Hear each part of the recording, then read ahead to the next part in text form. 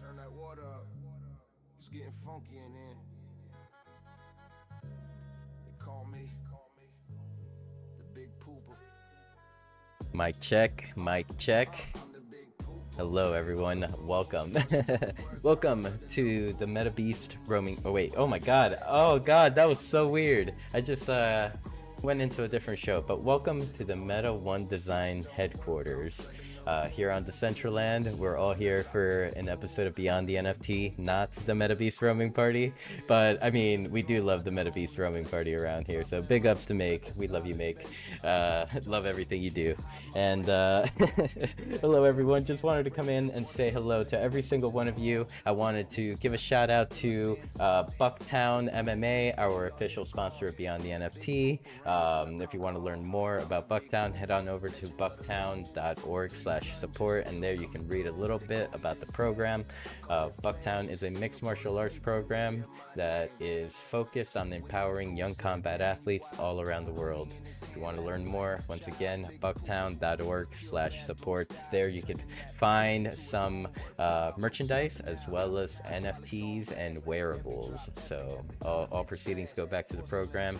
Thank you, Bucktown. And of course, we gotta give our loves to Decentraland. We love you, Decentraland. Thank you for the opportunity that you have given Beyond the NFT through the Jumpstart program. I really appreciate all the development and all the hard work that the devs are putting in. And cheers to growing, looking deeper into 2026. And what up, Alan Howick? What up, my brother? Hello, Billy T Coin. We have our guest here tonight joining us on Decentraland, so this is awesome to see. We have the Cube Elf. Welcome, Cube Elf, my homie. Daddy Abe, welcome.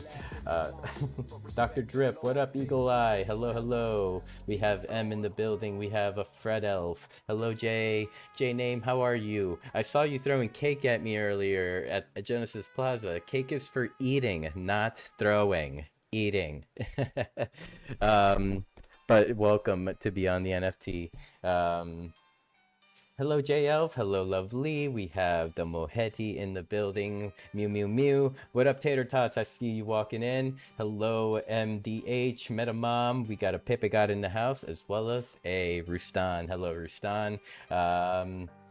Thank you, Stony Eye. Awesome show earlier. Thank you so much for what you do, and of course, Rustan. Thank you for hosting at Casa Rustan.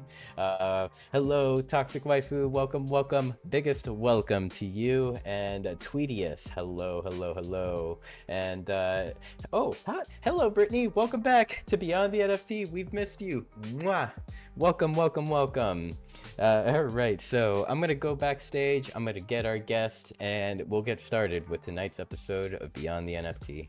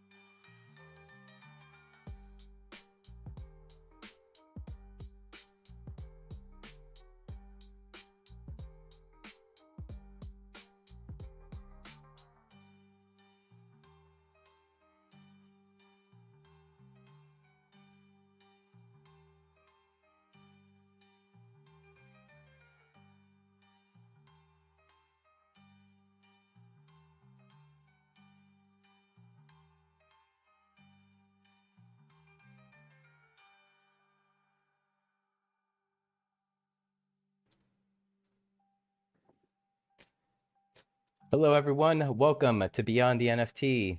I am your host, Sinful, and tonight we're diving into the daily grind with the relentless creator, Cats Will Eat You. And an artist dropping new work every day for 19 plus years, from hand-drawn GIF masterpieces like Life and Death and God on Object to super rare listings and community shoutouts.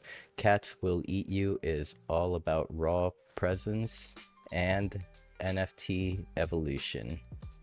Get ready for art stories, process deep dives, and unfiltered takes on the scene. Let's go beyond the NFT. Welcome, Cats Will Eat You. How are you? Welcome to Beyond the Hey, NFT. I'm doing good. Thanks so much for having me. Usually I like to begin these shows by just passing the mic over to the to our guests and allowing you the opportunity to give yourself a an introduction. In case my introduction did you no justice, I always like to pass the mic over to our guests first and foremost. Sure. Yeah, I'm CATSWILLEATYOU, and for the last 19 years, I've been posting a new piece of art every single day. Huge variety of mediums, a lot of animation and virtual reality paintings lately.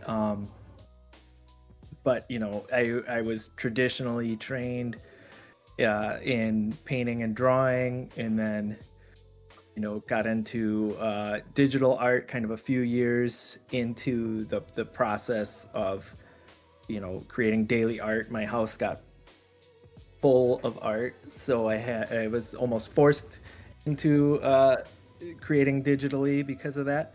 um, but yeah, that's kind of I do want to correct one thing you said. I have super rare releases, and I'm not on that platform. I have purchased superrare.biz because it was only $10, and I could sort of use that as a site to promote myself, and I thought it was hysterical that URL was available.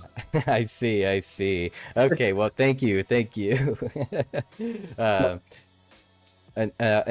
Please continue in case you had more to go.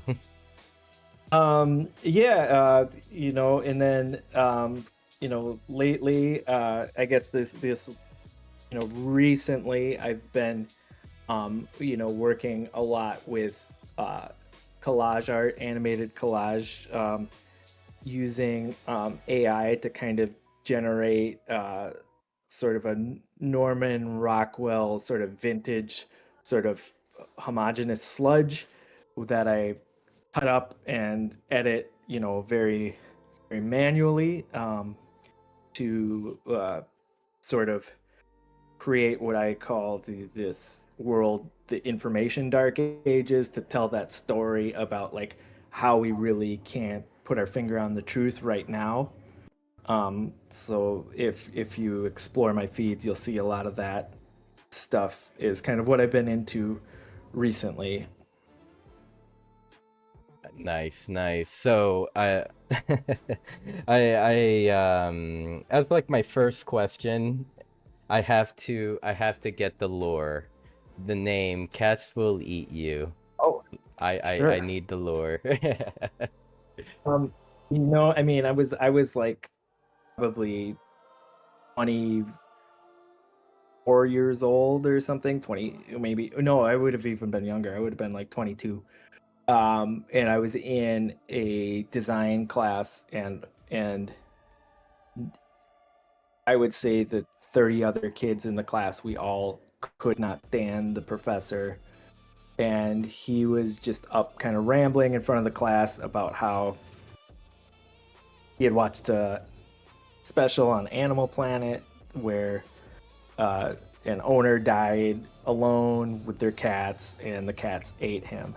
And this professor just happened to live alone with his cats. And I found that like so funny that he was telling us that story, and I like fell out of my chair laughing, and I bought the URL like a day later for catswilleatyou.com, and I started using that as like my online username.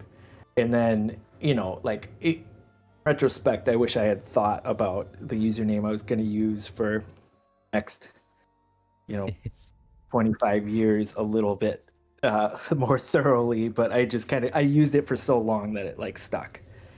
I mean, I totally get it. I mean, you see, I'm sure by now, after communicating with me through various platforms, you've seen my name, SinfulMeatStick. So, Yeah. I mean, it kind of falls into like the same category, like not a but I do love the origin of your name. Like, you know, your teacher just coming in is like, yo, this documentary was wild. Like, this dude had a bunch of cats, died, cats ate him.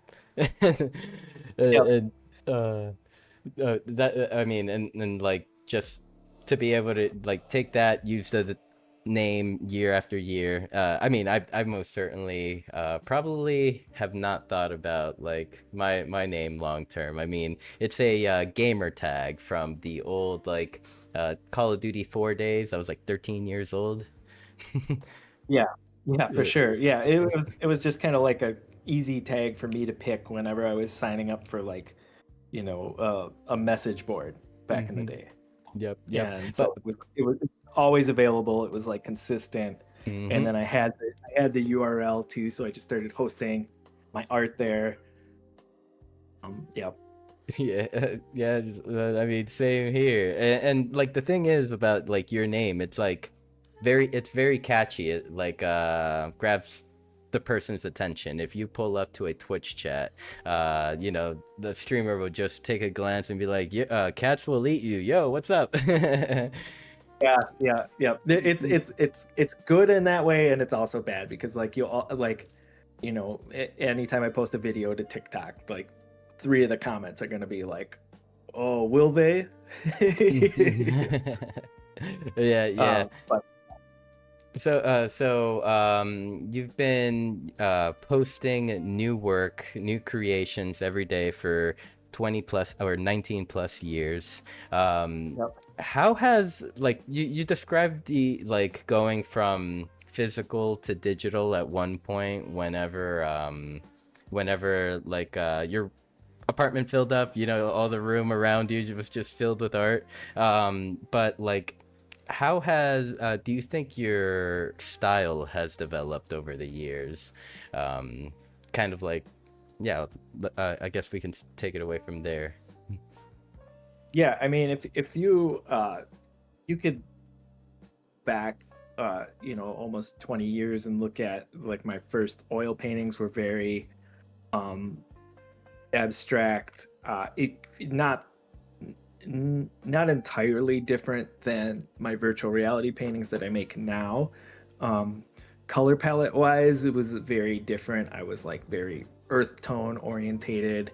um but I always kind of had that sort of, my favorite painters were like uh, Picasso, Clemente, and like de Kooning, and I always like wanted to sort of like fuse those together into my own voice.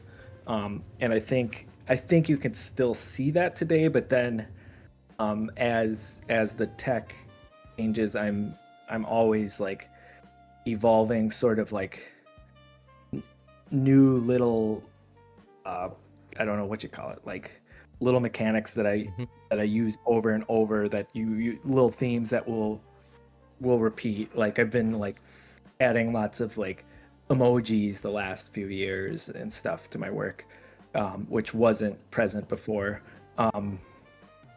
Then also just like, incorporating like, obviously if you go back even just like 2 years, I wasn't using AI in the process at all. And then if you go back, maybe 10 years, I wasn't animating at all. That was all like sort of self-taught um, things that I learned in the process of like doing a little bit every day. Just kind of picked up new skills along the way. Like I taught myself 3D, that probably didn't happen until like 4 or 5 years after college, and then animation, kind of the same thing. I see. Do you still do work with like within the 3D realm? Do you still do 3D work?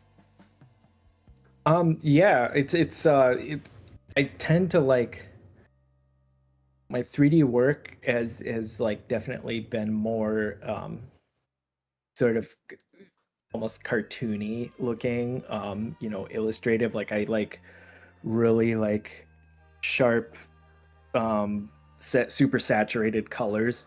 I haven't been I think when I first started 3D, I was always going for that like realism sort of aspect to it, to like make things that look nice and real. And it just I've never really had the processor power to keep up with that, and so I eventually I just found myself gravitating towards making stuff that was just rad looking and super saturated, like exaggerated colors, not striving for that realness at all.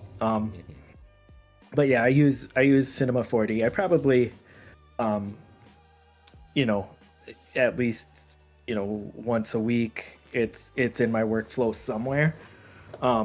A lot of times, like with in my work, if you see in my animation work, if you see like emojis like exploding out of something, I'm almost always doing that in 3D, even though the end result isn't 3D. It's just like easier for me to use Cinema 4D than After Effects for that particular sort of like particle explosion type stuff.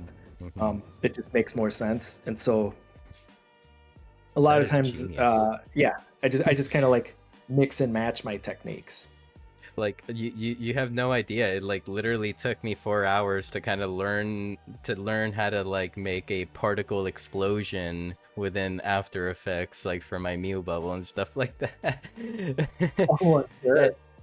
So like I've gone through the process, but like I'm like listening to you describe like you could like taking that into Cinema 4D and doing it like within like as a 3D canvas. Like that is genius. Oh my God, I haven't thought of that.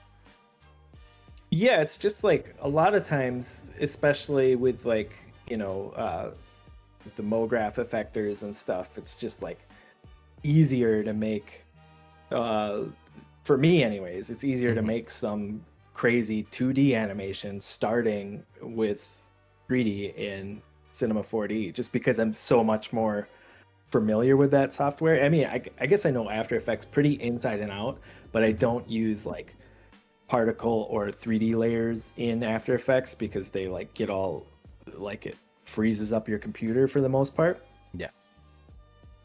Yeah. Have you dabbled at all with Blender? Yes, I have. I'm lucky in that like in my day job I have Cinema 4D, and Mhm. so that's where I tend to stay. But yeah, there's been lots of times where I've dabbled into Blender.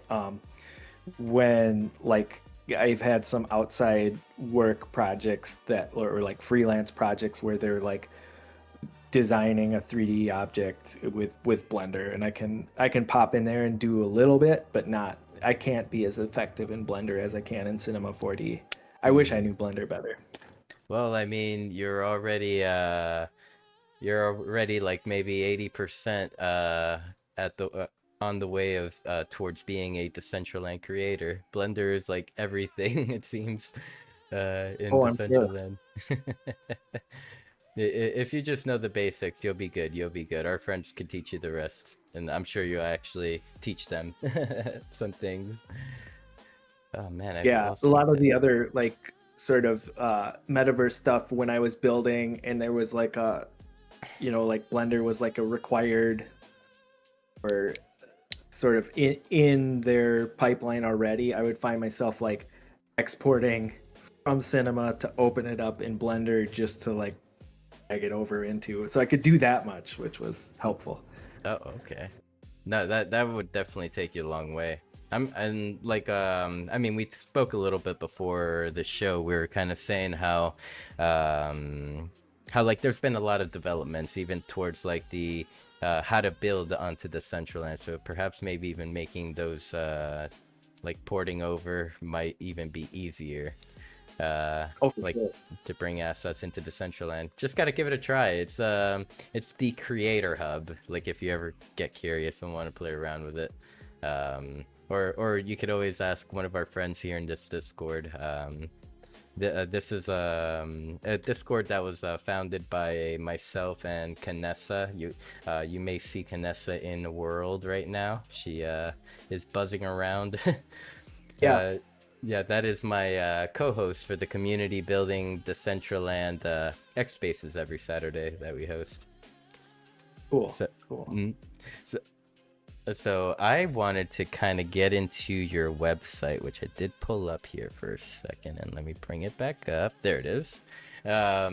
Because like like your products are beautiful, but there were a couple of products in particular that kind of like caught my eye that I was just like whoa. But before I get to that, I just wanted to like kind of like just enjoy the views here, because like you have your masterpieces, which is physical artwork, correct? Oh yeah, this would be like my this is like a sale site. This is like a web store. This is like my web 2.0 store. I see. And then your object is you would say your web 3. Well, like, so everything, if you go to just CATSWILLEATYOU.com, that's like my everything site. Oh, I thought The that's site you're at now is like sort of like physical work for sale on Web 2. Yeah. And then there's like a link for NFTs at the top of CATSWILLEATYOU.com, which just like pulls up like a link tree with like all my like recent available work. Okay, would this be it? No going back. I guess there's like a little delay there. I'm streaming it into our Discord chat here, so you could kind of see it with no delay.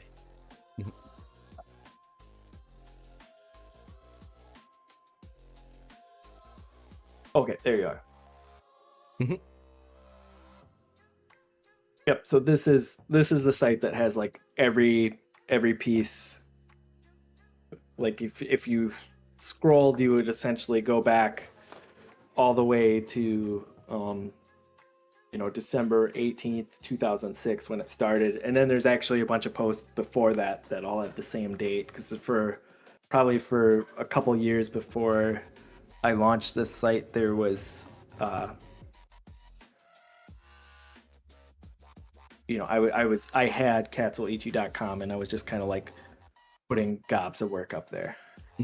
Oh, this is really cool that like you have it all by date, like just tracking it. Like a lot of people, a lot of artists, whenever they try to do like a daily post kind of thing, they'll do it like on Twitter. And sometimes I feel like the Twitter may the early post may get drowned out eventually through Twitter posts and stuff like that. So this is really cool to get organized. So like okay, like day by day, how do you decide what style you're gonna go with or what you're gonna make? Do you ever could you walk us through the process of deciding every day? I literally never have a plan, or I mean, I shouldn't say never, but like 99% of the time I have like zero idea what I'm going to make that day. Or like I haven't even thought about what I'm going to make tonight. And usually I don't start until like 10 p.m. Then I just start with a blank slate and go to town with whatever I feel like is interesting me that day. I just start throwing stuff onto the canvas and then reacting to that. Very, I consider it like very intuitive. Usually after I see just a little bit of something that I can react to, it like the full vision starts to pop into place for me.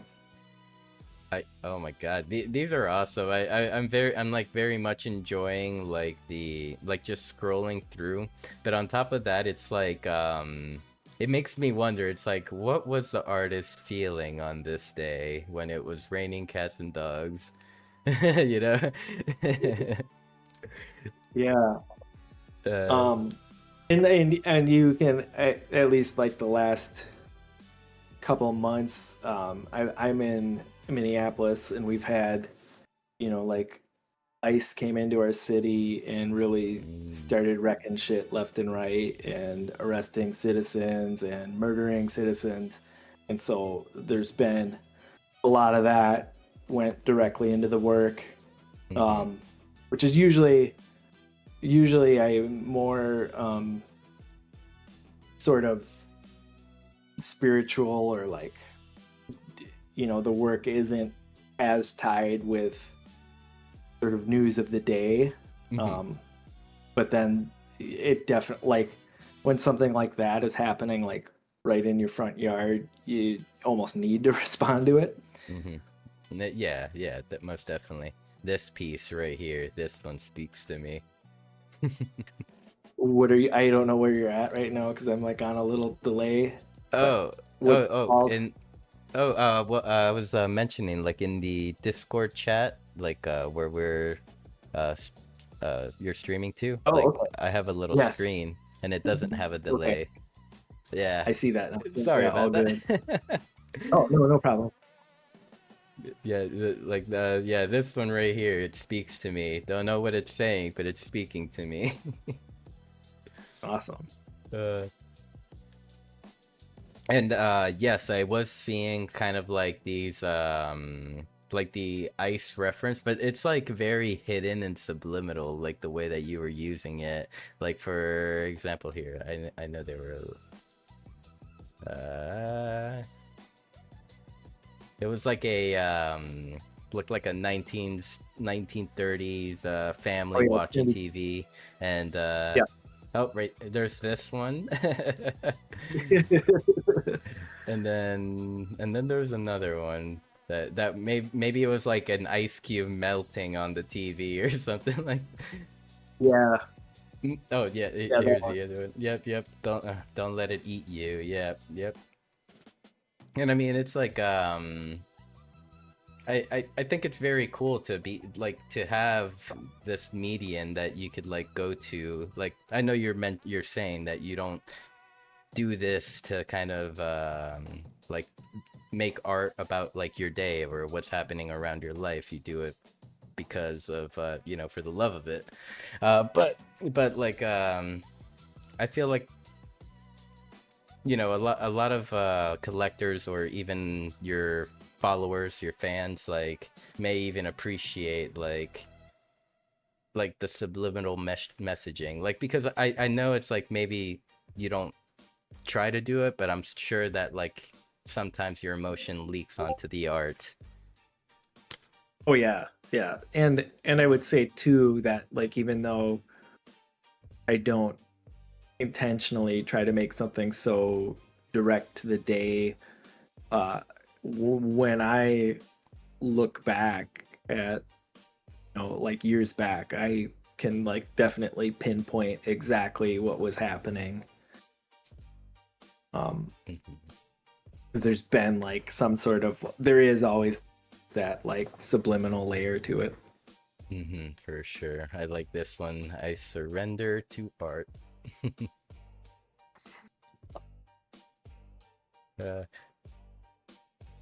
I so like I kind of get curious about, like, before going digitally, what kind of like art, what your art was looking like how I don't know how to describe it. Like, were you like making Yeah. like different art, like water paintings one day, oil pastels the next day, and like kind of mixing and matching, or was it just something like real simple? If you want to click the galleries button, these are kind of like categories. Oh, And sketchbook. if you go to oil paintings, is there an oil paintings button? Ah, Yeah, let's down see. in I that see. first row. Okay, oil Right there. paintings. Yeah. So you kind of go back. These are like earlier work. Yeah, you can click on any of those. Oh, Um, cool. that was like, yeah, if you look at the date on that, that's like 2008. 2006. Yeah, yeah. Woo. Yeah, yeah. December 27, 2006. Yeah. And how big were these? Like, were they like a decent size? Yeah, I made a lot of like 3 foot Yeah. canvas pieces. Okay. Um was there Oh. like these ones are like small, those are probably 2 feet. Mm-hmm. And these are incredible. Thank you. I still do a few paintings every year. Yeah, just to And then go ahead. also like if you go into galleries again, and go, let's try to find do I have like a brown sketchbook in here? There is I Yeah, see sketchbook at top, let's and go then brown down to browns. right there.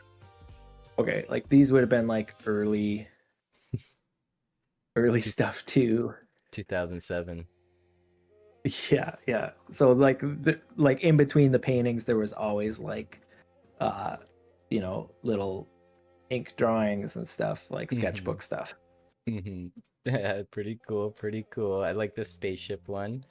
I don't think the space kids are ready for. Quite like me. Yeah, they ain't ready. No. Oh, so cool, so cool.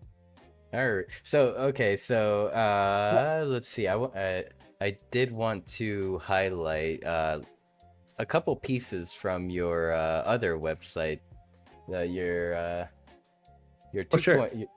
So let's see. I got it pulled up. It was the stuff that really caught my eye was the augmented Oh yeah. reality paintings. Like, okay, as someone that like is I've been trying or to grasp the concept or find a way to kind of like merge clothing with AR. And like Yep. I feel like the biggest like hurdle for me is like choosing the platform, because like every AR platform or service provider is like doing their own thing, so Yeah. you have to choose one. And sometimes I'm wishing there was like a universal platform to choose from. So I wanted to ask you, like, what route did you go with when it comes to AR software? I like Artivive a lot. It's super easy to use. I've used it for clothing projects that I've done with people. You do have to like you worry about like how big the the thing you're trying to augment is, just because like wrinkles can really screw that up. But Revive, just for its simplicity, it's free. It works on like every phone. Oh, it's a phone app. What? You're like blowing my mind right now, actually. Yeah. Okay. And so then you have a little video here of Yeah, this is probably old. but it still looked cool. Like I was watching it and Yeah. I was like, this is dope. Hey everybody, I just added 5 more of these beauties. Yeah, this is Phenakistoscopes, super old now, augmented but reality in the store. but yeah, these all come to life with. I'm sure it'll get there in a second. Yep. There it Yep, is. there. Wow. So and this is Artivive. Like, How long has this app been around? Gosh, I got into making stuff augmented like maybe 2018, 2019. That's And a long I think time.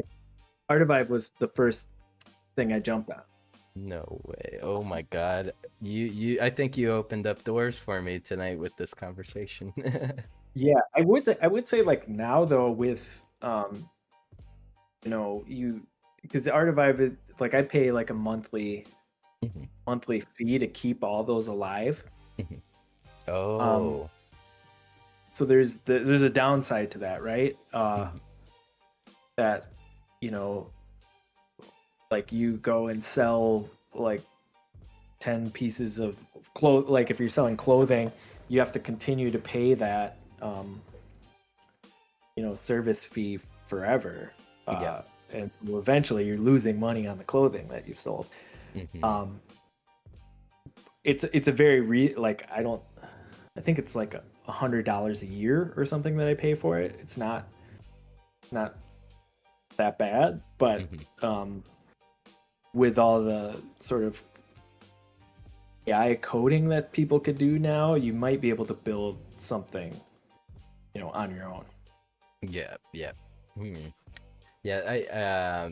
I mean, I guess that is also like the price to pay. Like and also I guess another thing to kind of think about is that and it might not even be the case for Artivive.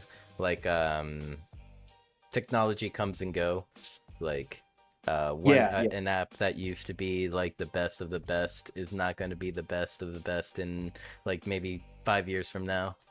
They're pretty entrenched in like some like larger museums like the Louvre and stuff. So Okay. I, I think Artivive is gonna last. They're like a European company, and so I think they'll continue to be around. But yeah, I think any sort of investment there is going to be like a little bit of risk. Like how long will this last? Hmm. Um, How long can you afford it? Or like, how long can you afford it? Yeah. Yep. I mean, these things come into play like it stacks, like so for sure. It's something to think about.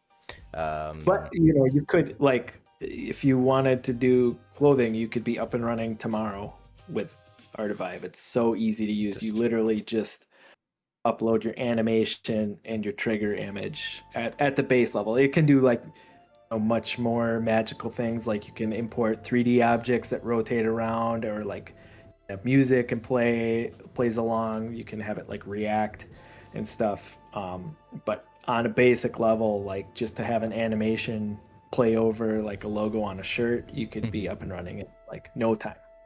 Oh my God, I'm blown away right now. This is awesome. And definitely I'm gonna keep this website in my back pocket because like, I always love to support and I'm always collecting my friends' work. Let's see. Yeah. Um, I feel like I had to continue my scrolling here real quick. So, let's see. Moving forward, I'm, I'm very happy that we connected on Twitch. Like last week, I had Maximilian on Beyond the NFT, and we had an amazing 4-hour conversation about just like, I guess all of it in a way. So, and I mean, she is awesome. Like, I was just curious to know, how did you meet Maximilian? I'm not entirely sure. I'm assuming probably on Farcaster, like back when it was Warpcast, and sort of in the like the days when it was like going crazy and there was like everyone was like farming tips. Mm, I think that's when I met her. nice. This The bottom link here, if you go down a little bit, that round. So this is a collection of. I put a bunch of these, similar to what you were just looking at on my other page. There's 31 of these that I did in October of 2020 or 2021. This is so cool. And and these I just have down to the last two now. These actually come like you purchase the GIF as a NFT, and then they come with the physical, and it has augmented reality to it. Oh, that's cool. That Yeah. I feel like that is something that's kind of like slept on by like artists, I guess. Like I know that there's artists that do it, but the consistency needs to be there. I'm all about consistency. Like it's like the whole concept of digital art that comes with a physical piece. Yeah. Uh, It's like I don't know. I feel like I've definitely run into both kinds of collectors that love it, and then there's collectors that hate it just because then there's like it's like a two-piece thing that they are going to have a harder time to resell. So like if it's somebody that's collecting because they love the work, definitely like getting the physical makes it more appealing to them. But the people that are collecting as like with the interest of selling it later, or trying to be early on an artist, don't have as much of an interest on the physical stuff. So maybe that's a good way to like weed those people out. Well, I mean, I think it may also be about like perspective there, because the way that I've always saw it with like a two-part like drop, like with physical and digital, is that when you're reselling, there's twice the chance of you, or twice the value to earn. Because like it's like, yeah, sure, I'll sell you the NFT, and then later down the road, oh, Yeah. you want the physical piece now? Okay, well, it's gonna run you another. Yeah. Yeah. So yeah, it may be about perspective, yeah, and I mean, yeah, I totally get the logistics of it, where it's like, oh, well, then I have to ship the physical piece over to God knows where, Japan. Yeah. Yeah, the ones of these that have sold are really like everywhere. They're like there's plenty in Europe, there's some in Australia, mostly in the States though. Thank goodness. But I mean but that's the cool thing about being in this like Web3 space or digital space, that your community is worldwide. Oh, for sure. We were talking about it last week, like in the CBD space, the community building Decentraland space that we host. How like how crazy we must sound to like people in our real lives, where like some big event could be happening like somewhere in the world, like Hong Kong or whatever, and we'll be talking about it in our daily lives, and now we'll just be like, oh, Hong Kong, I have a friend that's there. Oh yeah, they're having so much fun, check out these pictures. Or like something in Germany happening, and we're like, oh look, I have the scoop. Yeah, for sure. Like people must be like, who are they? Like, who is this person? Let's see. Going back to your physical art website, there was another thing that I really wanted to highlight, because it was just really cool, and it is like another augmented reality. It's your miniature AR acrylic paintings. These things are awesome. Let's see, which one do I'll do this one. Like, are these things like tiny? Like in the literal 3-inch by 3-inch. And it comes with the little like stand too. Yep. All right. Yeah, this one has like a guy that sits in front of it. Oh, is it loading? Maybe it didn't. It didn't load all the Oh, way. I see this little bar going on here.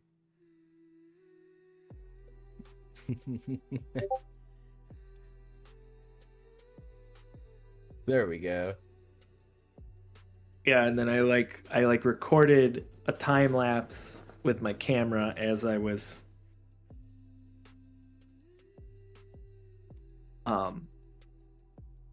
painting it, and then I just like stitched that time lapse onto the canvas, so it triggers like the canvas itself triggers the whole time lapse and the guy in front of it and stuff. That's all with Artivive too. Like I'm like, yeah, Artivive, and I'm like looking at the like the stand itself. Like this is totally done in is it in Cinema 4D as well? No, that's a No? physical stand. Oh, okay. Oh wow, I'm like over here like trying to grasp reality. Which one's the real reality That's here? funny. Yeah.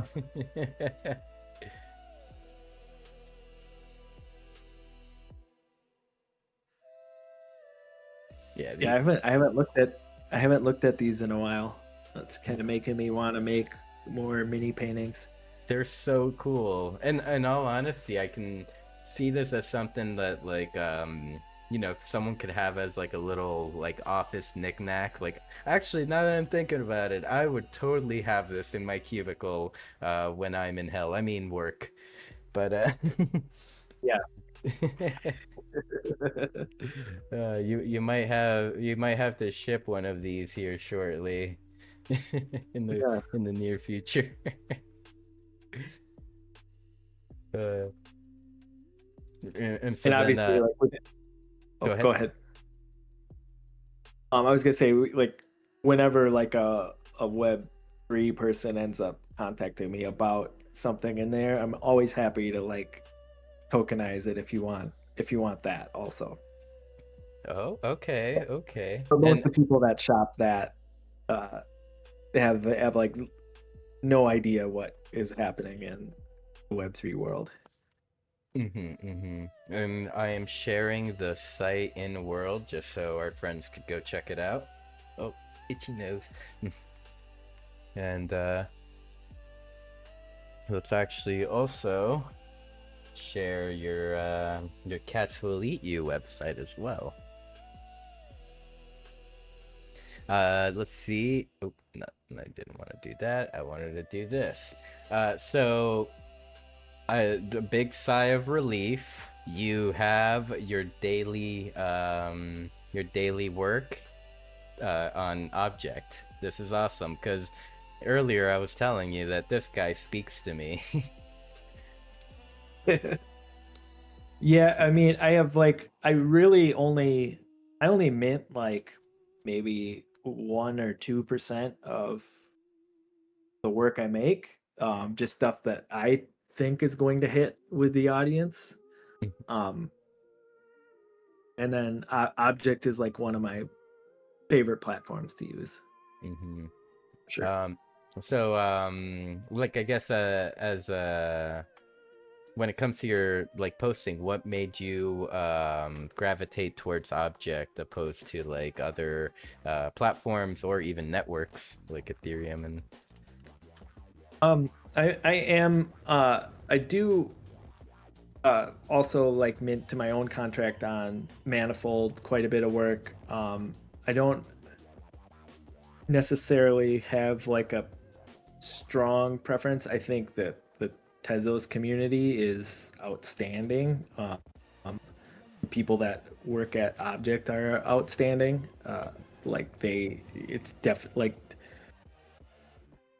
I collect art on Tezos because it just seems like the best value.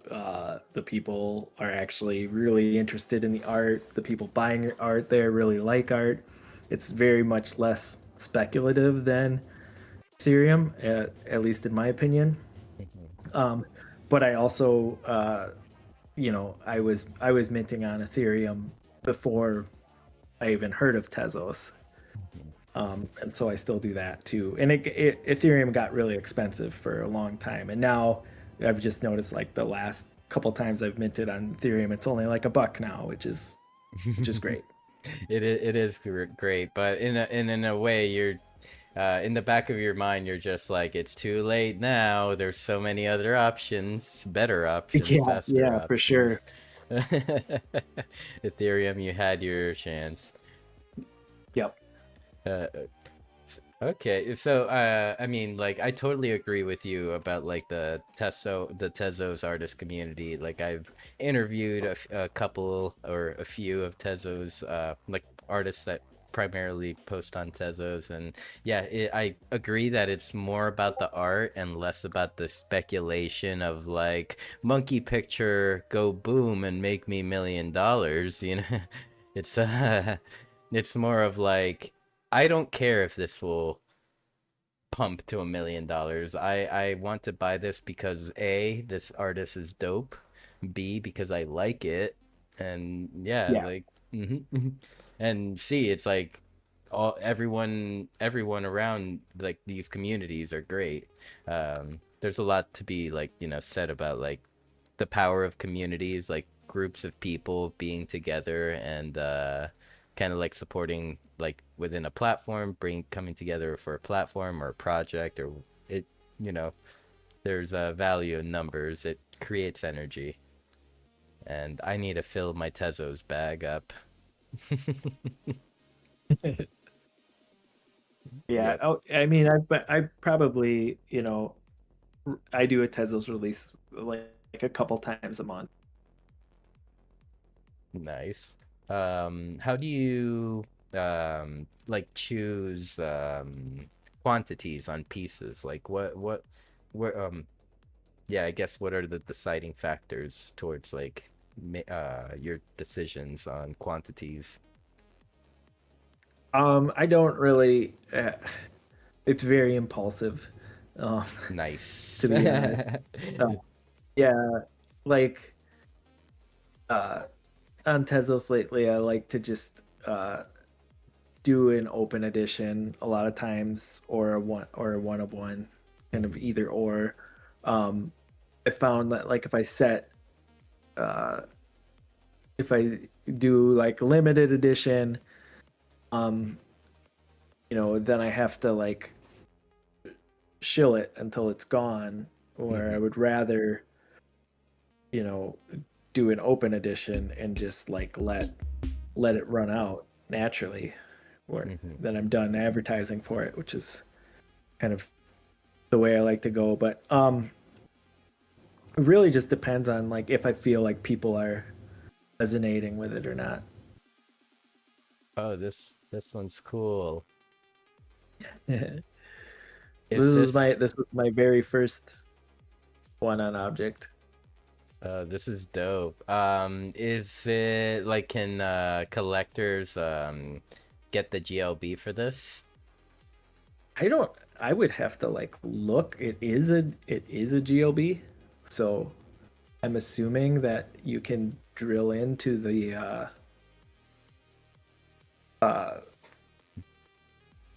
Dev tools? to grab that. Yeah, because on you can like always get your your highest resolution file right out of Object. So I think you could download the GLB. Ah, okay. Yeah. I mean, that would be dope if, yeah, if that's the option. Oh man, if I wanted one of these, I'd have to make an offer, probably an offer that these two can refuse. Oh. Yeah. That So, one may be harder to get. oh, what was that? I think that particular one would be tough to get. Yeah, I mean, it's Who the knows? first one. Let's see, when was it posted? May 12th, 2021. Which I'm curious to know, like, from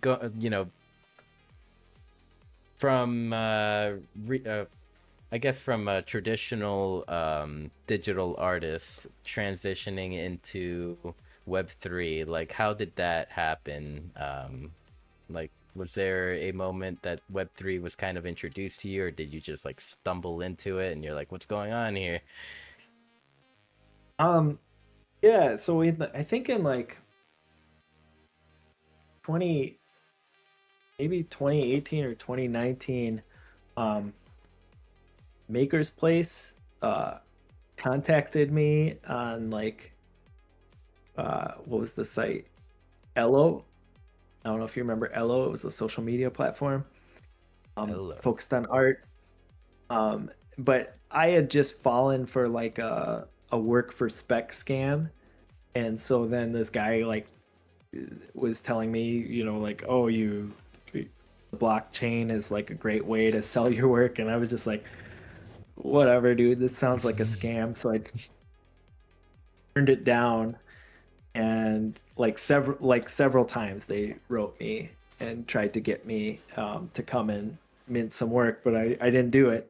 And then I think in late 2020, I just like stumbled on an article about it, and I'd literally just been talking to some people about like, oh, I wish there was a way I could collect your digital work, and I thought like, well, this is crazy, like that this is, and prices then had started to increase. It wasn't outrageous yet, but then just hearing like what really appealed to me, and it was just that it felt like a way for me to preserve this, you know, huge amount of artwork, which is something I've been looking for a while. Uh, but I was also under the impression that the JPEGs or the GIFs were being stored on chain, like the art itself was being on chain, which it turned out to be not the case. But I didn't find that out until like maybe like 8 or 9 months in, and then by then I'd kind of like really fallen in love with the culture around um, Web3 and crypto in general. And so that was, you know, well, I should go back a little bit. Like in late 2020, I started like applying to platforms. I was like really hesitant because I was like, I really just wanted to put everything in one place. So I applied to like Super Rare, Nifty Gateway, and then gotten like rejected out of the gate from a couple of them, and then I felt like What? I could see things. So, yeah, I know, losers. But I felt like a little bit impatient eventually, and so then I just started like uh, going with the places that didn't have any sort of gatekeeping and releasing my work. And it was like, shit just like took off all of a sudden. Like it was like, you know I'm sure you were there too. It was just like really easy to sell work in like January and February of 21. Just post it and go on a Twitter space and talk about it once. You're sold out. Yeah, and I didn't even like, it's funny is I didn't realize that everybody, like, I was like over on Instagram and Facebook, and I didn't realize like, the value of like being active on Twitter at that time, which is like such a bad move on my part. But it just like, it didn't occur to me. And so like I found like weird little groups on Facebook and Instagram even. In retrospect, if I could go back, it would have been a lot easier for me. But then like, obviously by the time like it got to like, I want to say like March, April even, like I was like, oh shoot, I really got to get over on Twitter and promote this stuff there because that's where everybody is. Yeah, it's like yeah, Twitter had a huge shift just through the Elon and like influence, and you know how back then like it was like Elon Doge, to the moon, whatever. Yeah. Yeah. And also like there was like kind of this like shift, I feel like around that same time where like Clubhouse was very popular for the, you know, the voice rooms, and then Yep. kind of like everyone started moving over to Twitter Spaces because it was new, and yeah, so Yeah, that. I had like an early invite to like Clubhouse to, you know, be a part of Clubhouse and join spaces and stuff. And it didn't make any sense to me because it wasn't visual. So I was like, well, this won't work for me. So I just like avoided it entirely, which was, you know, just a super bad move in retrospect. But live and learn. I mean, either way, it's like, you know, we're all learning in our journey, whatever journey is, whether if it's like in art or just like self-development. You know, it could be a Twitter space or a talk show, Monday night talk show. Like, we're all learning. Like, we all make our mistakes, but as long as like we can look back on them and just be like, okay, well, maybe that wasn't it, but like, hey, like, my mind has shifted, you know, I've learned something. That's all we can really take away from all these lessons. Okay, so like coming in, you came in around well, I still can't, man. Okay, I'm going back to this because this kind of like made me like react. Like, Nifty Gateway really rejected you because like the stuff I was seeing in your object is like just runs circles around some of the shit that I've seen on that platform. Thanks. Yeah, I don't know, you know, what was going on there. You know, I I don't know if there's a cabal or not.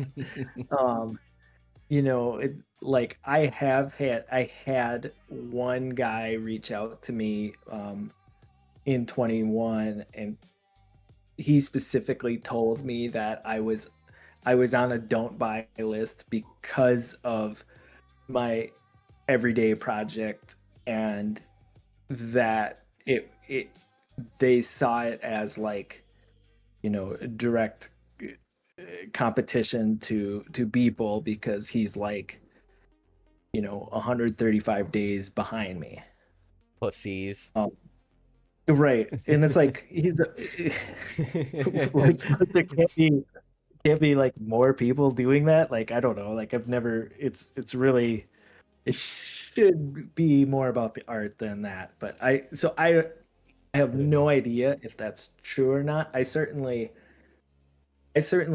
felt like you did, like, oh, like my art was good enough.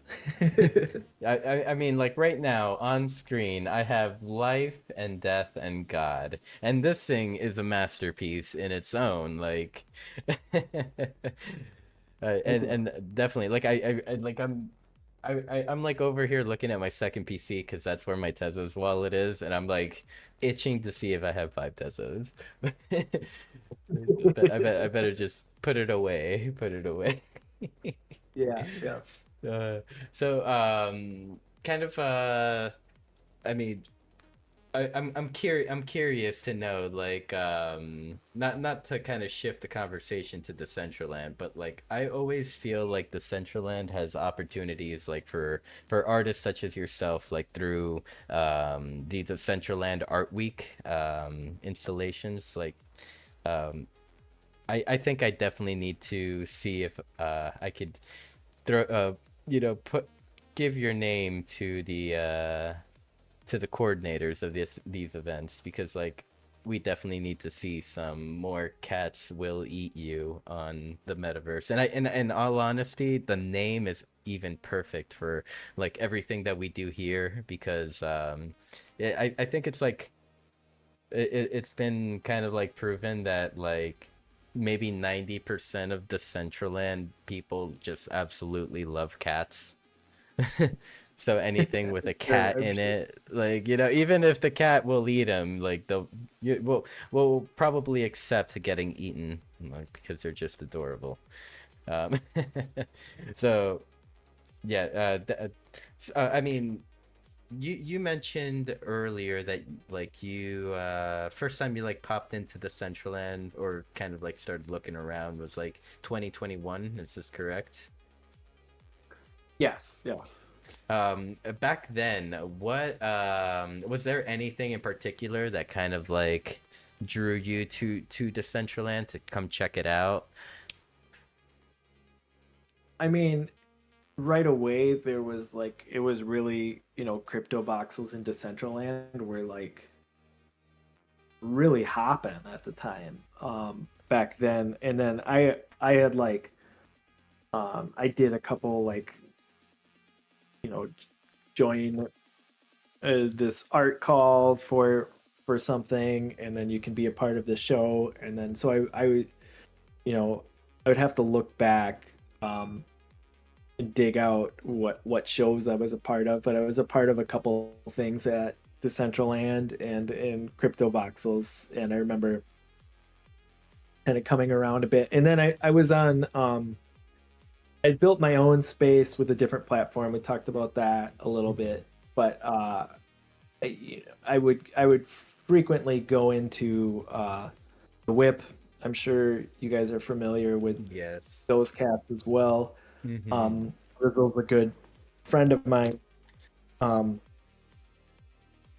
and so, I was at the time during the pandemic, I was 100% work from home. And so I could easily like hop into metaverse spaces like in the middle of the day and stuff. So I was like frequently hopping into spaces in Decentraland and Crypto Voxels and then some of the other platforms.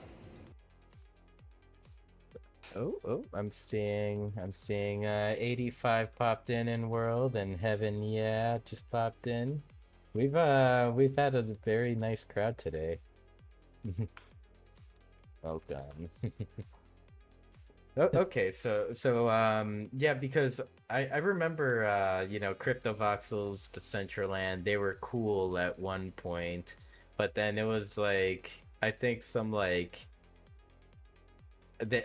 well, one of the biggest events that they had was the music festival, the Metaverse Music Festival, between like Crypto Yep. Voxel community and Decentraland, and then shortly after the beef started, when in 2022 Decentraland like said, "Hey, we're gonna make another Metaverse Music Festival.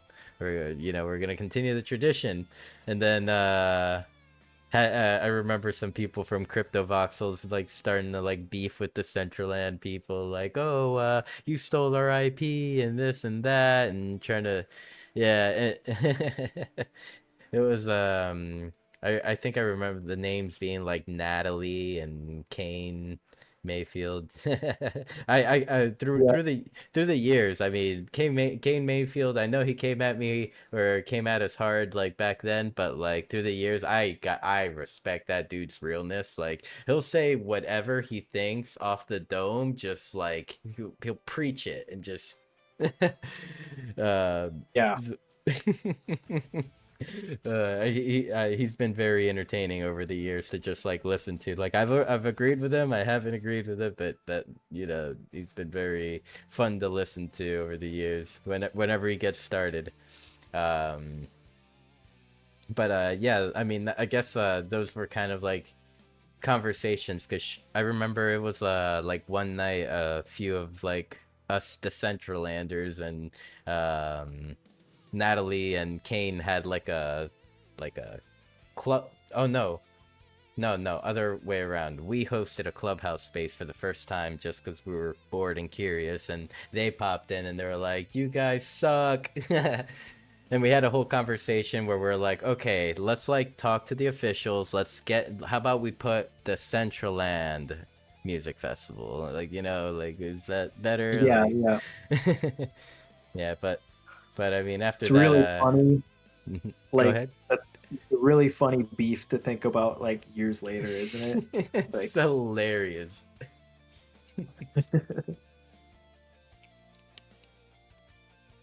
It's like back then, everyone was just so serious.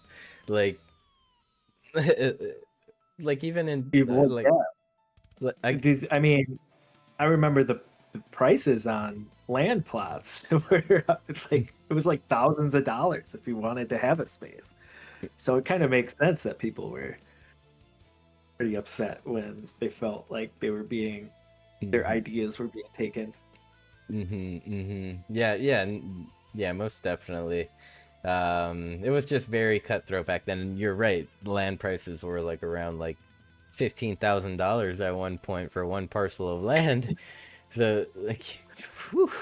I mean, like at this point, like I own my share of land. I hope land prices go up, but it's like I never see it going up to that much. Like, would be I, cool re- to. I remember like watching the prices on like Decentraland rise and like oh, I should have bought this plot when it was like $1,000, and then like regretting it for months and months later, for not doing that. But Yeah, it worked out. but at the same time, it's like that was kind of like the entire market, like not just the Decentraland, but it's like the Bored Apes, Yeah, because like just literally a couple months before, Bored Apes minted at like what is it, $300 to $2,000 a piece, like. Yeah, there were artists like Ferocious that were like dropping these $2,500 pieces on Nifty, that yeah, eventually like ended up like selling for 40K, and you're just like, yeah. how? So I mean, moving forward, I guess into 2026, 27, I mean, just the future of all of this that we're building, um, are there any like pieces of technology that you're either excited for or like things that you want to accomplish in the next couple of years?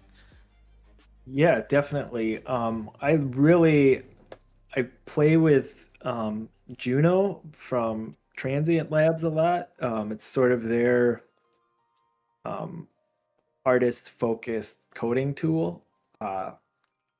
And it kind of like 'cause I was a part of Async when that platform existed, and you could make NFTs that changed over time, or use some sort of dynamic input. And then I don't know if you've seen Juno at all, but it's like sort of just like the next step on that. I mean, obviously, like there's like 100 different sort of AI tools artists can use to like make their digital work a little bit more dynamic or interactive. I like Juno specifically because of how simple it is to use from a non-coding person like myself. Um, and so I really last year I made like I made a drum machine with it, which was like insane. Like it was like I had this idea for like a really simple drum machine for many years, and I would always like try to like build that with like JavaScript and HTML. I just wanted something that people could go to, like a website, and quickly spin up a beat. And then with Juno, I was able to do that in like, I don't know, an hour of using the platform. And I was like, what the fuck? This is crazy. And so I've kind of like got a couple projects over there that I've been chipping away at slowly. Like I've got this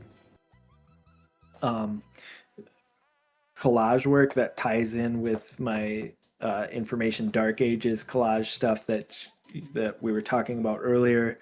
But it uses dynamic information around the moon cycle to sort of change and like give the viewer like advice on a daily basis. And it's always like randomly sort of taking the assets that I've given into it, but then also like using the where we are at in the moon cycle to decide like what sort of message it should be giving you, like whether or not you're like attracting more things into your life or throwing things out of your life, or taking a moment to like celebrate or choose an intention.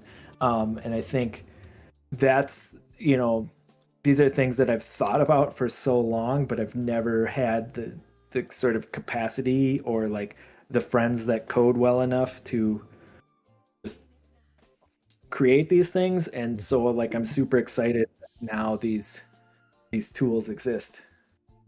Yeah. Uh-oh. Oh, it must have been my screen share crashed. Yeah, is it still going? Yeah, We yeah, done? we're still going. It just must have crashed. I was gonna do something fun for you here on screen. Here, let me bring it back up. Yeah. Alrighty. But yeah, in short, that's what I'm excited about. I mean, that's super cool, and like only the future can tell like how all this technology can be implemented for like the future of NFTs or just art, digital art in general. Yeah. Oh yeah, this is where I was going.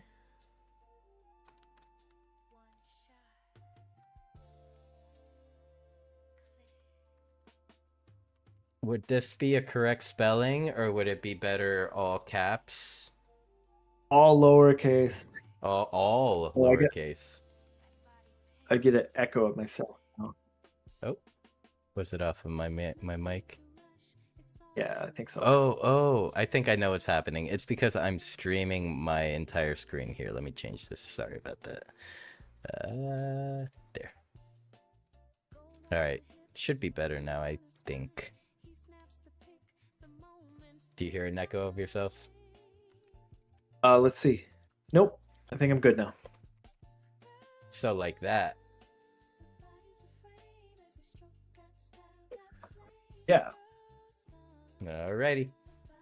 Or did you just take it? No, well, I took it for you. Okay. Thank you. I am sending it to you here shortly. Cats will eat you. We gotta lock this name down. We can't let no one else take this. I'll just get it with the little. There's some mana. Cats will eat you.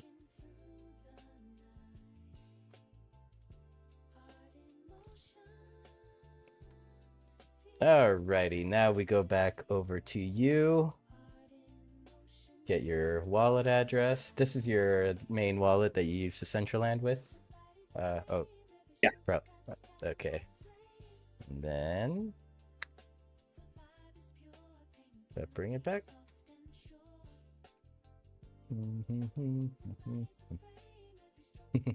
I thought this would be cool to do because since I mean you're a 3D artist, you are a creator, you are super dope, you're like a real dude, like, and if there is if you ever become curious and want to see how you can build on Decentraland, this is definitely a great start. Like you will have access to build like as big as you'd like with this world. And okay, just confirming wallet addresses. Yeah, 543F. 543F. Perfect. Yeah. Well, thank you so much. Of course, of course. There you go. Now, since you got your very own name, you could also equip it to your avatar. So that like you now like right now whenever you people look at you, they'll see Cats Will Eat You and then the last 4 digits of your wallet address, opposed to like if you look at mine, like I'm wearing the name Mods right now and it has a check mark right next to it. I see. So yeah, so now you're once you equip it within the builder, or actually you could do it on Decentraland. Here, I know like my screen is not sharing Decentraland right now. probably. So if you press, actually, what would it be? How would we get there? Oh, if on the top right of your or top left of your screen on your profile bubble, if you click on that, then click on view profile, and Yep. you might need to restart if it's not there, but I'm just gonna show you how to do it. And then at the top of your profile, you'll see your name and then a little pencil. Click on the pencil, and then your name, your minted names will be on under your unique names. So if it's not there, you probably just need a restart. And no problem, it will most likely be there. But congratulations, you are now a Decentraland citizen.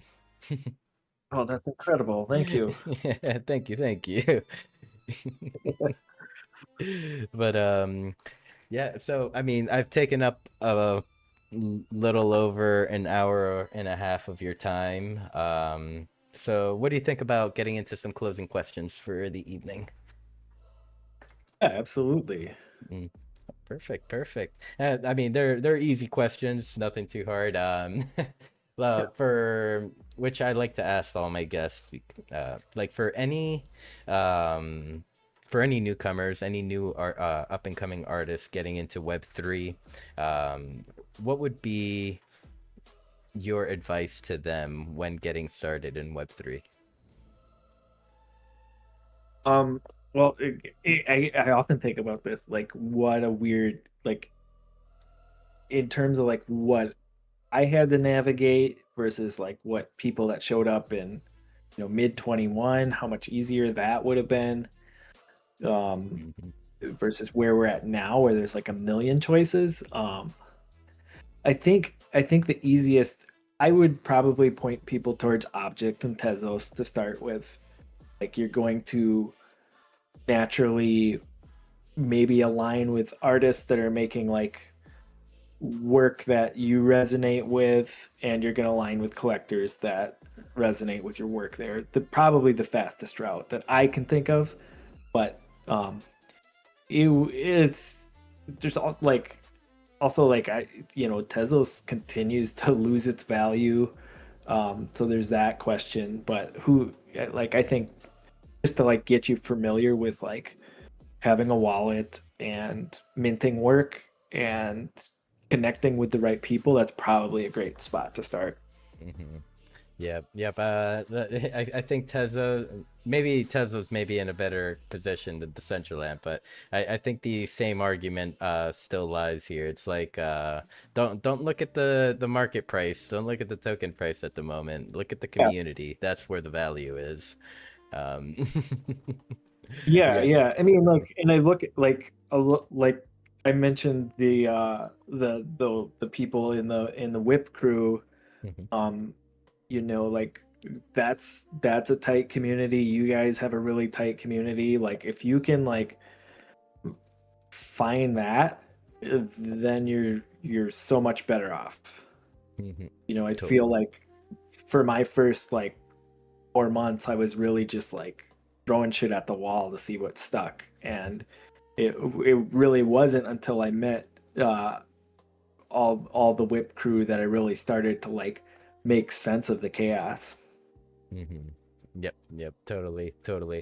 I mean, and yeah, I agree. Like coming in, it's like you're pretty much alone until you find that crew of people, like and then you start to hang out with them, you start to see them. For me, it was the Decentraland family. Like I could talk about like a few individuals like early on, like like me just freshly getting into crypto, logging in at 3 a.m. to Decentraland, and I'll see like Stony Eye over there, like chilling at Wonder Mines, just mining some rocks and chatting or sharing some music, stuff like that. So it's funny because I still have like some of those OG friends that like from back then. Some of them are still here with us, and like that makes me very happy. I mean, they're even at this show right now, so That's uh, awesome. yep. I mean, oh, sorry, itchy nose. Ugh. Someone must be talking about me. Which one of you? 'Cause like coming into Decentraland, I wasn't like I I didn't know who I was. Like I was a streamer. I started streaming back in 2018, but I didn't like have my niche. I was streaming video games, and then like yeah, pretty much coming into Decentraland because I was seeing no traction with that. I was like on my way out to quitting, and then like I used to use Decentraland as a way to hide. But as it turns out, I couldn't hide for very long on Decentraland. Whenever the day came through when one of my she's my friend today, like came through and said, "Hey, your profile says you're a streamer. Why aren't you streaming?" And then from there, I was like, you know what? Why aren't I streaming? Like that's a good question, good philosophical question that we should get into. um and then like just moving forward, streaming some Decentraland, going through like the giveaway era. Like Decentraland went through this like big like streamer era where like people were coming in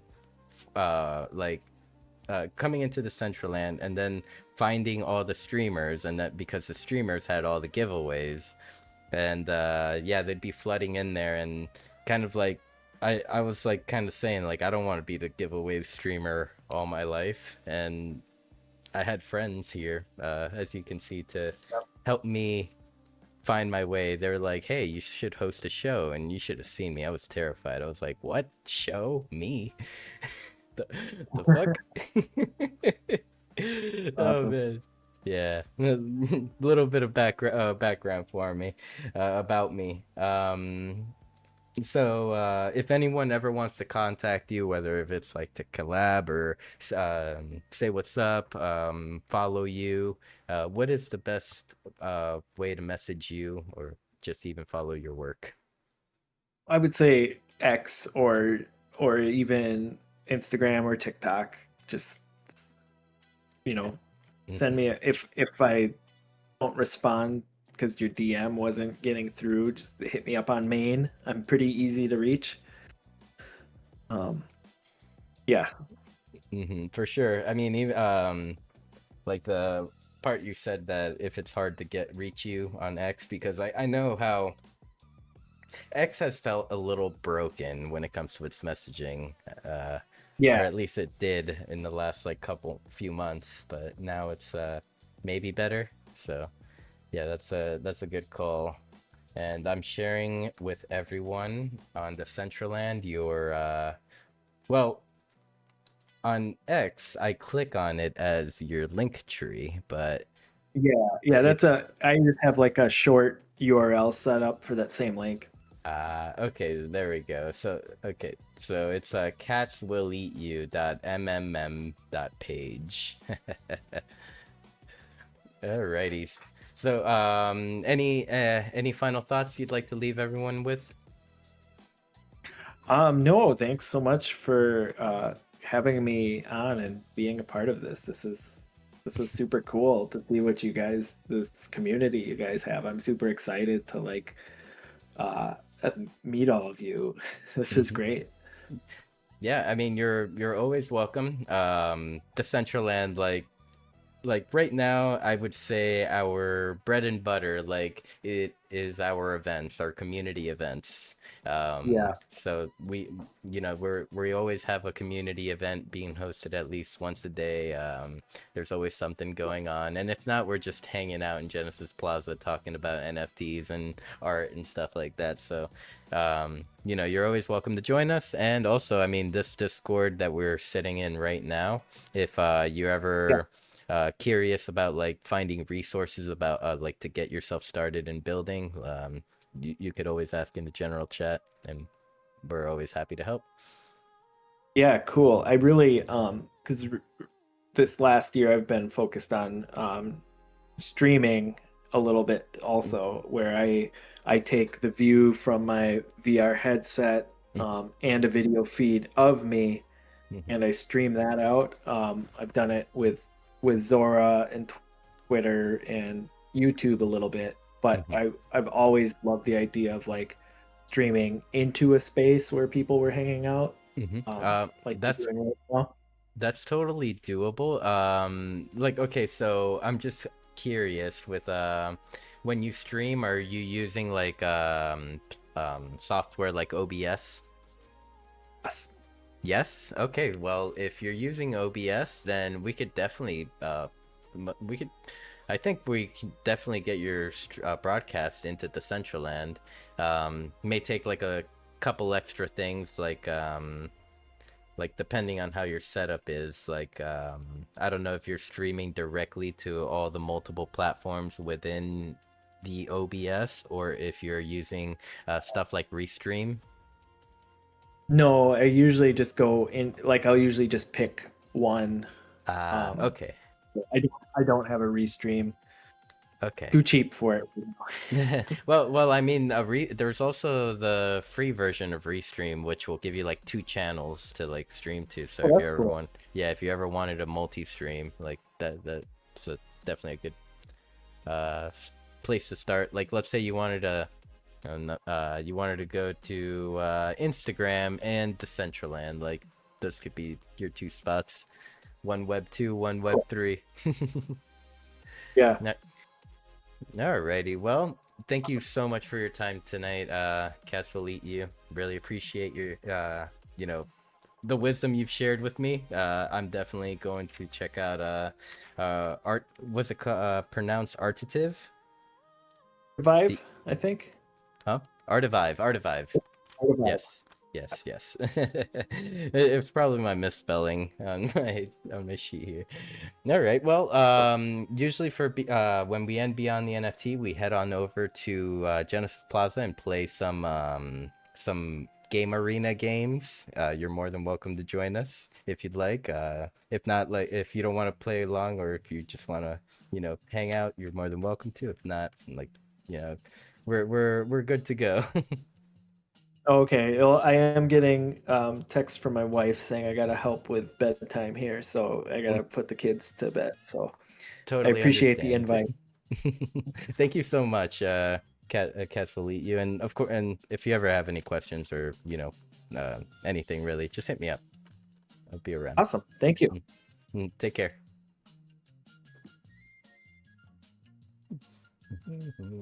All right, everyone. All right. We're going to the game arena, everyone. Who's down for some games? Kanessa, I know you're competitive. I know you're very competitive.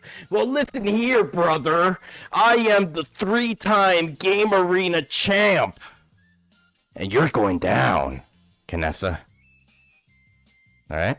So, meet me at the game arena, son.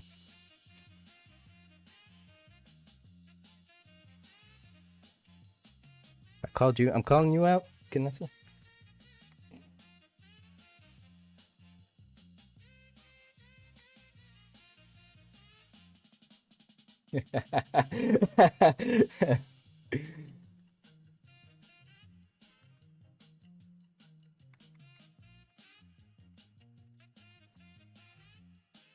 Oh, you let me win. Okay.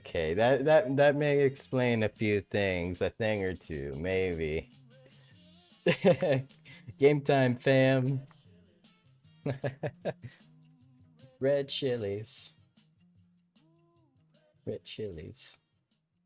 right, let's turn up the tunes.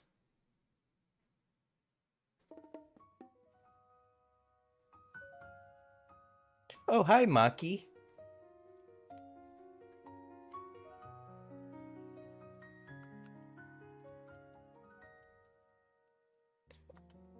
Hello, Isurus. Or is it Isurus?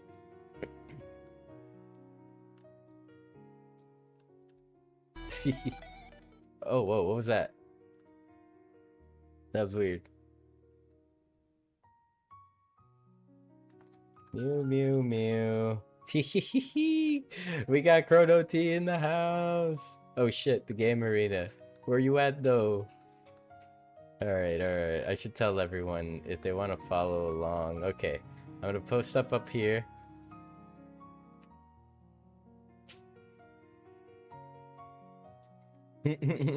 Alan Howick, I did not know you had some like those luscious locks. Alright, alright, alright.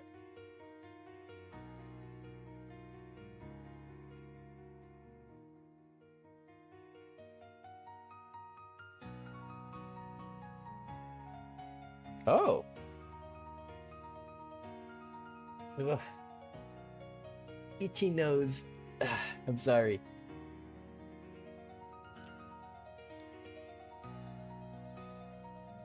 Oh, sweet. I would love to.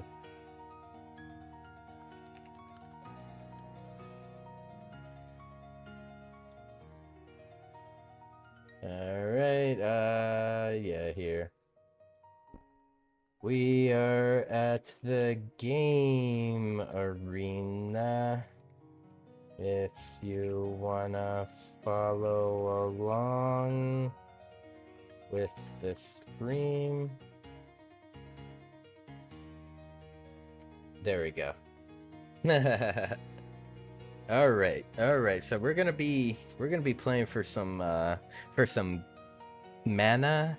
We're gonna be playing for some prizes here. First place winner gets 25 mana. Second place gets 15 mana, and third gets 7.5 whole manas. All right, everyone.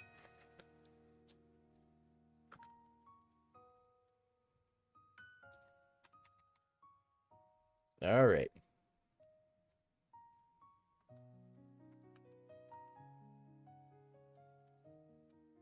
All right, is it time? It's time.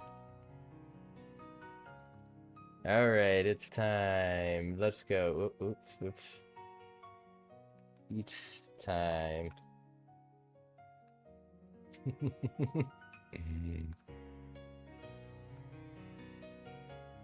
All right, I need to show Kanessa that I'm confident that my victory will come.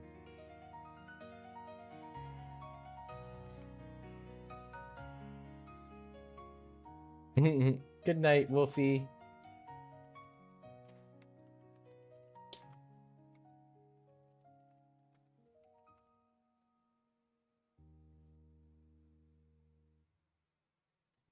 Oh, hello, Mafi. What's up, Maffer? Welcome. Thank you so much for popping in, and also thank you for the follow. Welcome.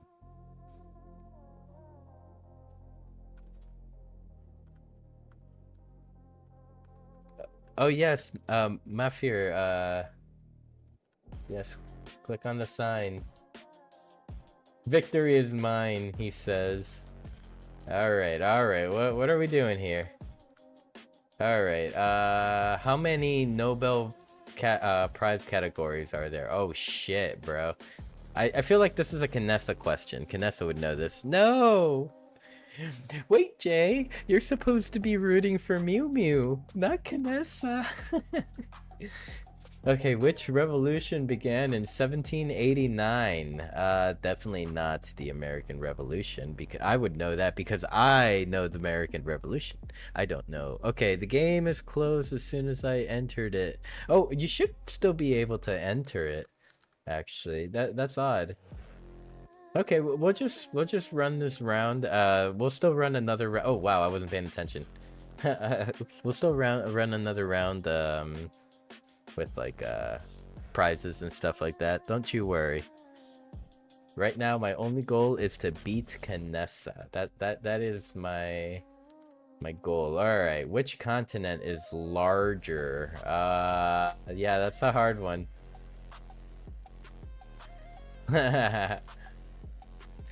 These are no. Yes. Go Sinful. You're right.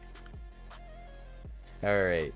Which came first, United Nations or FIFA World Cup? Oh god, I would say what? The World Cup came first?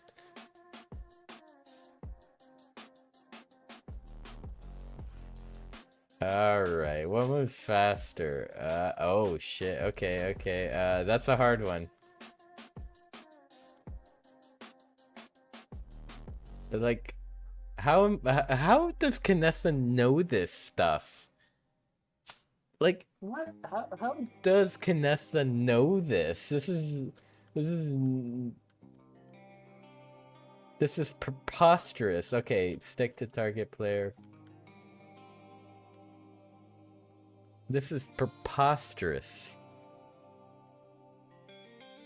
Canessa just like knows all the fun facts. Okay, stay away.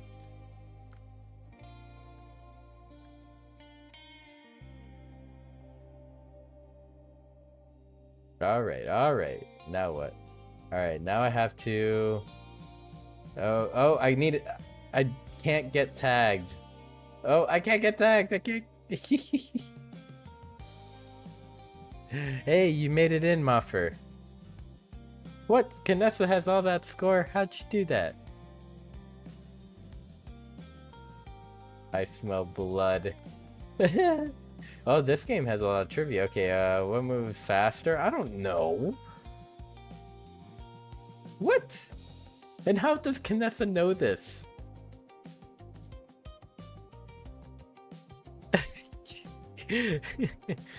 Okay, Olympic... Where did the Olympic... Oh, I know this one.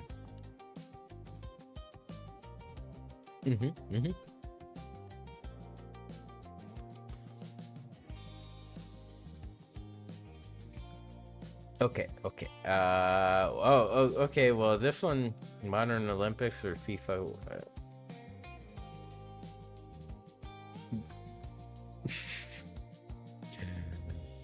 I'm so bad at this game.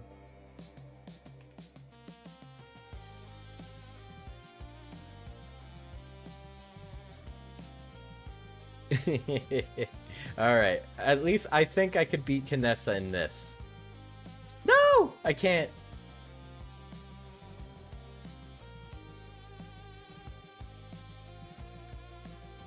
Maybe I can't beat Canessa at anything. Especially when I'm falling. Yeah, yo, I'm slipping. I've fallen. I can't get up. Yeah, yo, I'm slipping. I've fallen. I can't get up. Wow.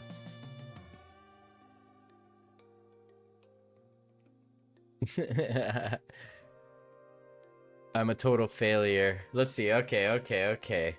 So, our first place winner, we got Alan Howick for 50 mana. Alan for 50. We got Chrono T for 15. And we got 85. 85 for... Or, I mean, I'm sorry, Alan.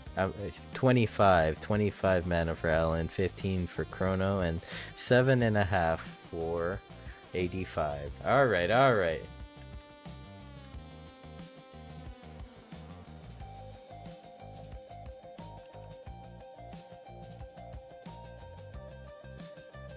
Hey, what up, Meg?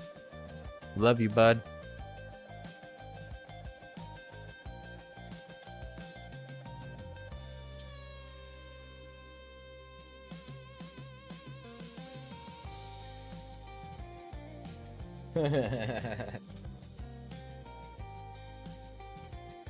I knew it. Canessa will win.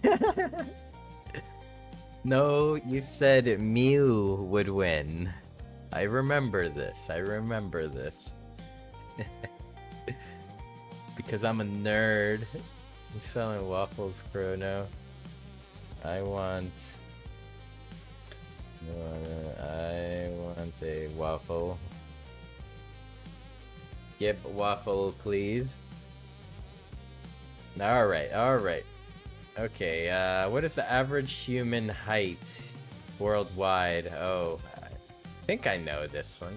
Yeah. Oh, hi, Brittany.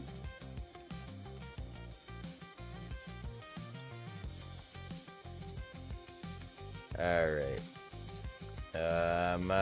First Nobel Prize physics. Well, this name sounds like it did, like Thomas Edison just sounds like a modern name. The shocking, that is definitely like from like ancient times. All right, how many seconds are in an hour? Oh, that's a tough one. That's a tough one. That's a tough one. Dang. Surely I thought Canessa would have known that one. My brain is shoveling. That's no, baby. I know, right, Chrono? Freaking.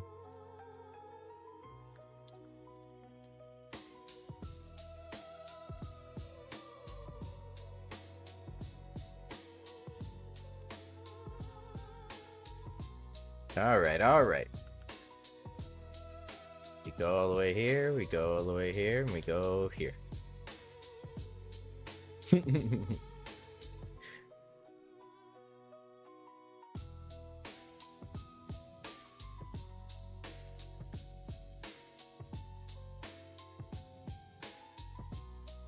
No way, it didn't take me to the next platform. Dang.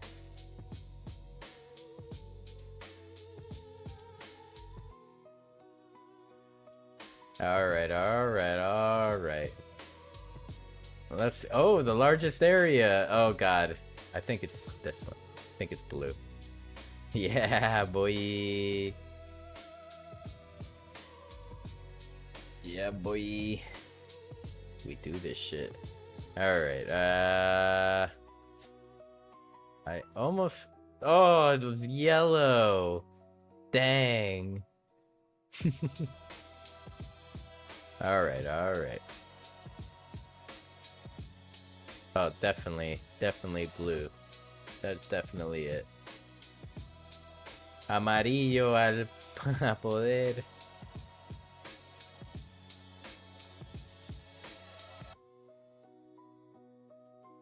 Alright, alright. Losing some market share here, but... More questions. Okay, which people built the... Oh,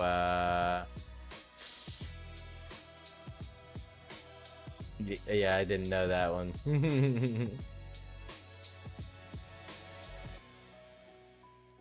Mods! Okay, famous leader of Macedonia. I mean, I thought Caesar was Rome, so...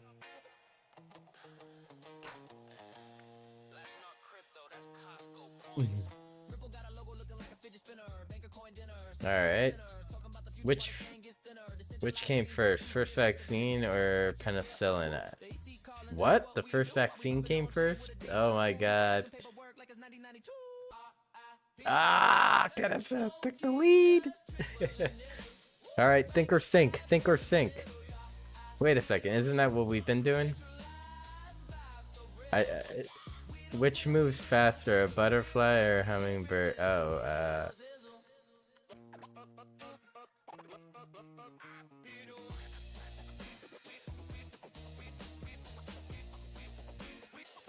I think Game Arena is broken. Alright, how many? It would be, 23.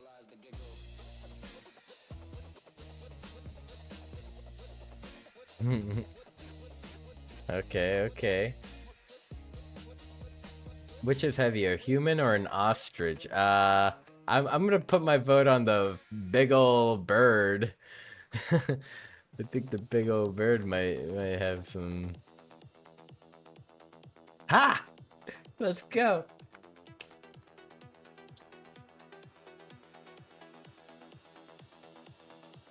I pulled through.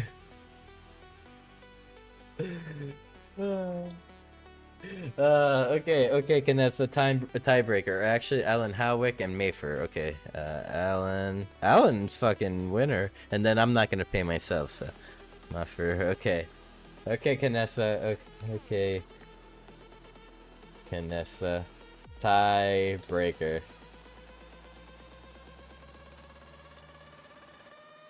I think Game Arena is broken Too much nerd stuff.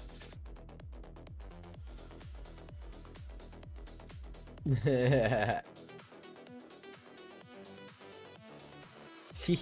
at her, she's dancing with her penguin. I'll dance with my penguin.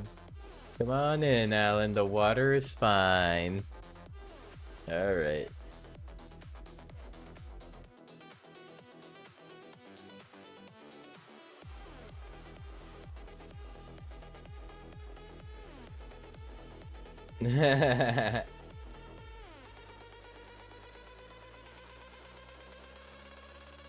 Someone better take me out. Let's go. Alan wants to be dethroned. Oh. Did my game freeze? Oh no. What happened? No. Come on, pull through, Decentraland. You can do this.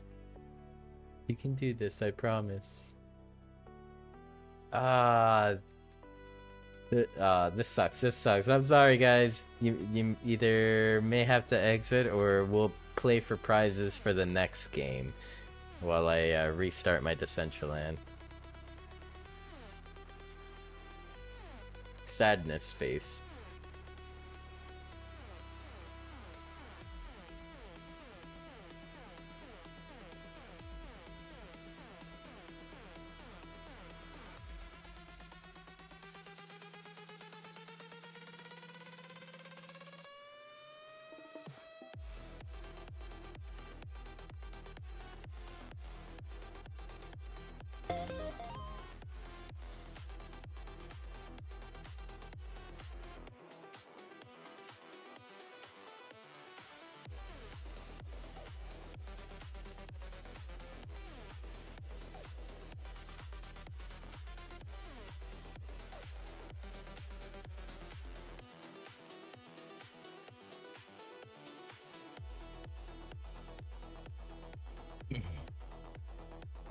Alright, I'm missing in one round.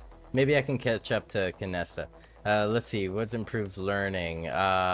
Both? I say sleep.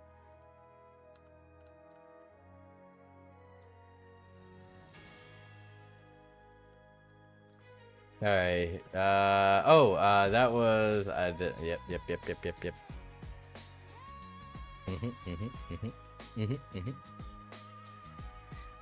Alright, it's all counting on the climbing part. If I could do the climbing part better than Kinessa, I might have a chance.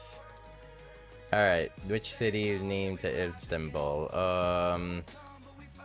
Actually, dang, I did not know that.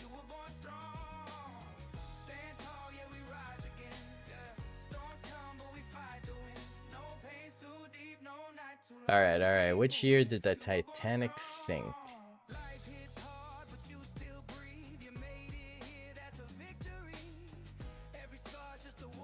Mew.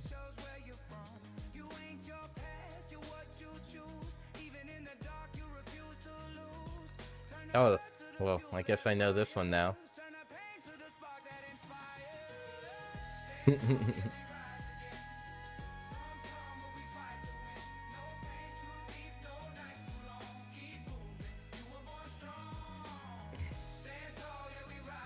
Okay. Oh. Okay, I might have a chance here.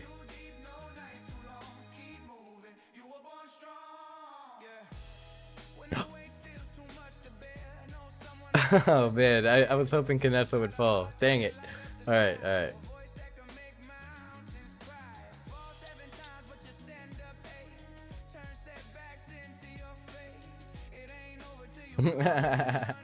That's funny.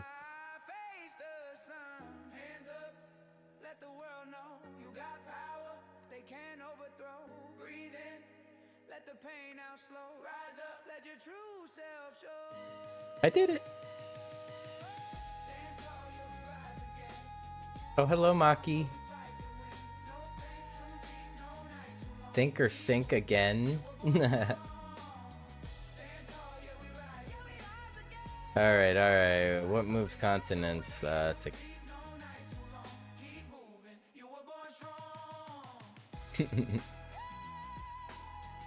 It's obviously the tectonic plates. Alright, what moves faster? Oh, I didn't. Those motherfuckers are relentless.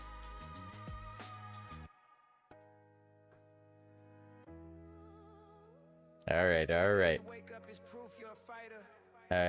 what came first? First national park. That one's on Fizz. Dang. Dang.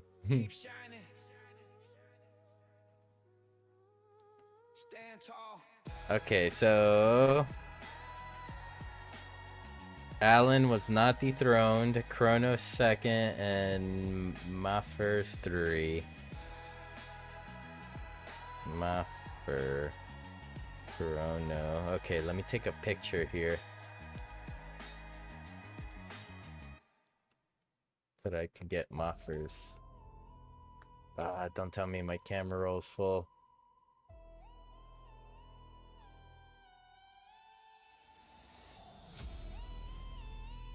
Oh, there's Moffer. I need to take a picture of him so I can capture his wallet.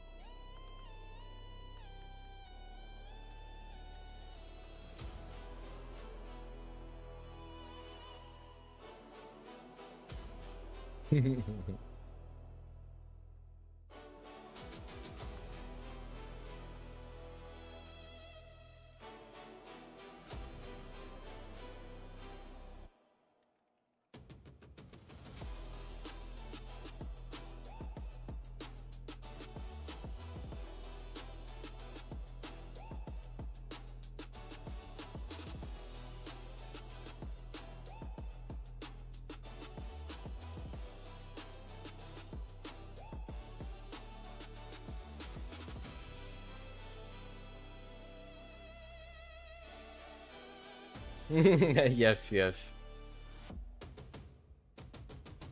And kosher?